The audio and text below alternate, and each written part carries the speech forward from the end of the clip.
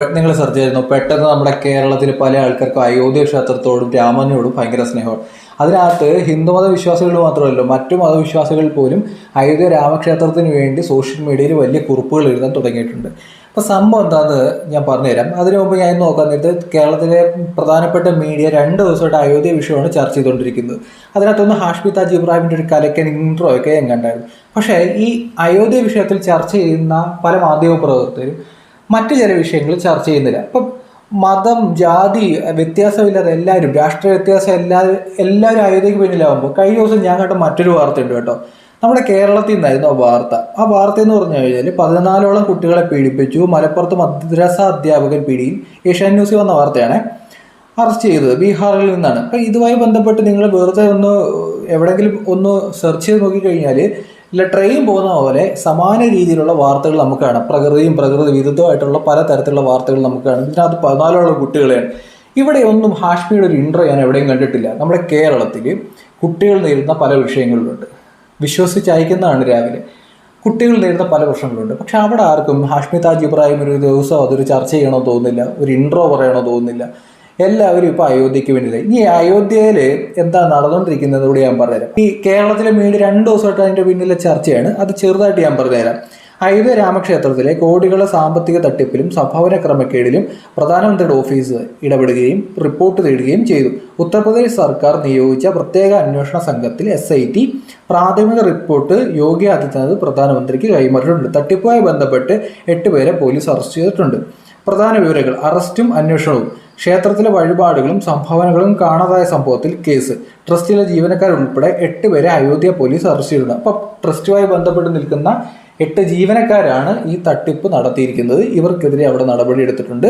ഇനിയും വലിയ സ്രാവുകൾ കാണും, അവർക്കെതിരെ നടപടി എടുക്കേണ്ടതായിട്ടുണ്ട്. കൃത്യമായ രീതിയിൽ നടപടി എടുക്കേണ്ടത് ഏത് പൊളിറ്റിക്കൽ പാർട്ടിയാണെന്നുണ്ടെങ്കിലും ഏത് വ്യക്തിയാണെന്നുണ്ടെങ്കിലും നടപടി എടുക്കേണ്ടത്. അതിനകത്ത് ആർക്കും അഭിപ്രായ വ്യത്യാസമൊന്നുമില്ല. പക്ഷേ ഇവിടെ നമ്മുടെ നാട്ടിലെ ഒരു പ്രത്യേകത എന്ന് വെച്ച് കഴിഞ്ഞാൽ അയോധ്യയുമായി ബന്ധപ്പെട്ട് നല്ല കാര്യങ്ങളൊക്കെ വന്നു കഴിഞ്ഞാൽ ഇവിടെ ആൾക്കാർ കണ്ണും പൂട്ടി എതിർക്കും. ഒരു ഉദാഹരണം പറഞ്ഞുതരാം.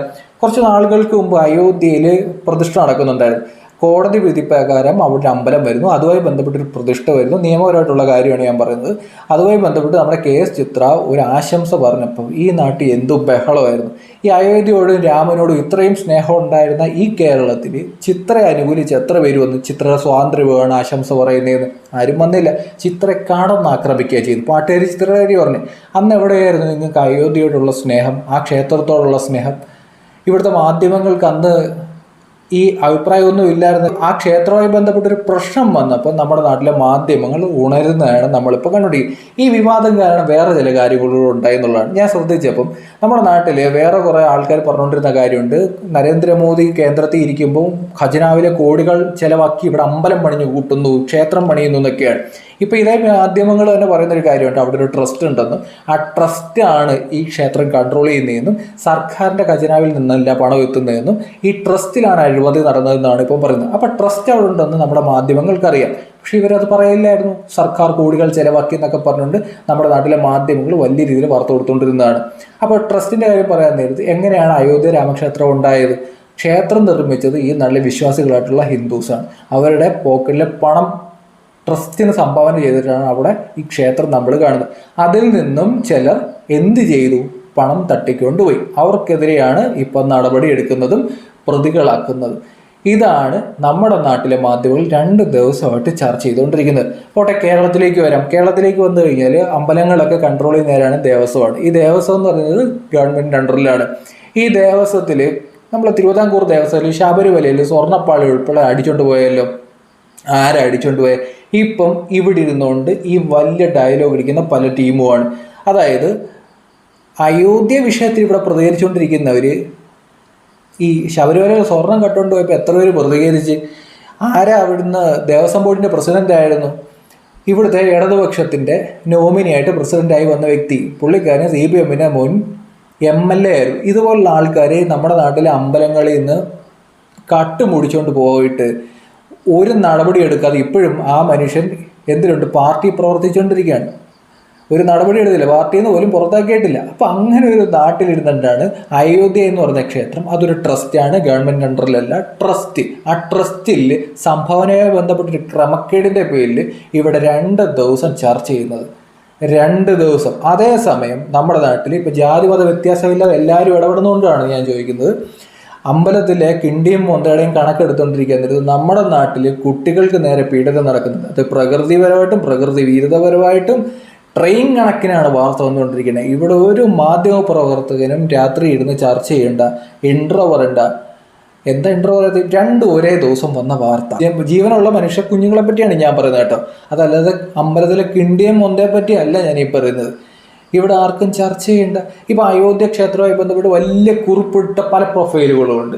ഈ പ്രൊഫൈലുകളൊന്നും നിങ്ങൾ ശ്രദ്ധിച്ചാൽ മനസ്സിലാവും, ഈ വാർത്ത നമ്മൾ കാണുന്നില്ല. ഈ കുട്ടികൾക്ക് നേരെ മതം പഠിക്കാൻ പോകുന്ന കുട്ടികൾക്ക് നേരെ നടന്ന ഈ വിഷയത്തെപ്പറ്റി ആ പ്രൊഫൈലുകളൊന്നും അറിഞ്ഞ മട്ടില്ല. നമ്മുടെ നാട്ടിലെ മാധ്യമങ്ങൾക്ക് ഇത് ചർച്ച ചെയ്യേണ്ട, രാഷ്ട്രീയക്കാർക്ക് ഇത് ചർച്ച ചെയ്യേണ്ട. എല്ലാവർക്കും അയോധ്യ ക്ഷേത്രം മതി. അയോധ്യ ക്ഷേത്രത്തിൽ പോസിറ്റീവായിട്ടൊരു കാര്യം വരുമ്പോൾ മിണ്ടാത്തവർ, ക്ഷേത്രവുമായി ബന്ധപ്പെട്ടൊരു ആശംസ പറഞ്ഞു കഴിഞ്ഞാൽ ചിത്രയ്ക്ക് നേരെ തിരിഞ്ഞവർ, ഇപ്പോൾ അവിടെ ഒരു ക്രമക്കേട് നടന്നു എന്ന ഒറ്റ പേരില്ലേ. ഇപ്പം അമ്പലത്തോടും രാമനോടും ഒക്കെ എന്താ സ്നേഹം. ക്ഷേത്രം പണിഞ്ഞപ്പം അത് ക്ഷേത്രമാണെന്ന് പോലും അംഗീകരിക്കാത്തവർക്ക് ഇപ്പം രാമനോടും അയോധ്യയോടും എന്താ സ്നേഹം. ഈ ചോദ്യം എനിക്ക് ചോദിക്കണമെന്ന് തോന്നിയതാണ്. ഒന്നുമില്ലെങ്കിലും ഹാഷ്മിയുടെ നല്ലൊരു ഇൻട്രോ ഈ വിഷയത്തിൽ ഞാൻ ആ വാർത്ത ഒന്നുകൂടെ വായിച്ച് കേൾപ്പിച്ചു തരാം. നിങ്ങളും കണ്ടു കാണും. ഏഷ്യാനെറ്റ് ന്യൂസിൽ ഇന്നലെ വന്നൊരു വാർത്തയാണ്. 14 കുട്ടികളെ പീഡിപ്പിച്ചു. മലപ്പുറത്ത് മദ്രസ അധ്യാപകൻ പിടിയിൽ. അറസ്റ്റ് ചെയ്തത് ബീഹാറിൽ നിന്നാണ്. വെറുതെ നോക്കിയാൽ മതി, ഇങ്ങനെ ഒന്ന് ജസ്റ്റ് ഒന്ന് സെർച്ച് ചെയ്ത് നോക്കി കഴിഞ്ഞാൽ ഇതുമായി ബന്ധപ്പെട്ട് ഇഷ്ടം പോലെ വാർത്ത കേരളത്തിൽ വരുന്നതാണ്. ഇഷ്ടം പോലെ വാർത്ത. അപ്പോഴാണ് അയോധ്യ അമ്പലത്തിൽ കിണ്ടിയും മൊന്തയെന്നും പറഞ്ഞുകൊണ്ട് ഇവിടെ ഇരുന്ന ആൾക്കാർ ബഹളം വെച്ചുകൊണ്ടിരിക്കുന്നത്. ഒരു ഇൻട്രോ, ഒരു ദിവസത്തെ ചർച്ച. ഹാഷ്മിയുടെയൊക്കെ ഇൻട്രോ ഈ വിഷയത്തിൽ കേൾക്കാൻ എനിക്ക് സത്യം പറഞ്ഞാൽ കൊതിയാവുക. പക്ഷെ ഒരു ഇൻട്രോയും ഇല്ല, ആർക്കും ഒരു ആശങ്കയില്ല, ഒരു പ്രശ്നവും ഇല്ല. ഇങ്ങനെ നിങ്ങൾക്ക് തോന്നിയിട്ടുണ്ടോ?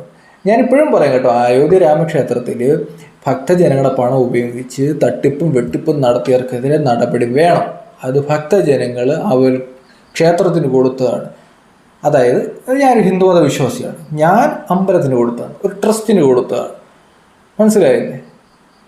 അവിടെ തട്ടിപ്പ് നടത്തിയവർക്കെതിരെ നടപടി വേണം. ആർക്കും ഒരു സംശയം വേണ്ട. പക്ഷേ അതേസമയം ഇവിടെ നടന്ന എന്താണ്? തട്ടിപ്പല്ല, അതിനപ്പുറം, അതുക്കും മേലെ. അതൊരു പേജ് കാണുന്നത് ഫോളോ ചെയ്യുക.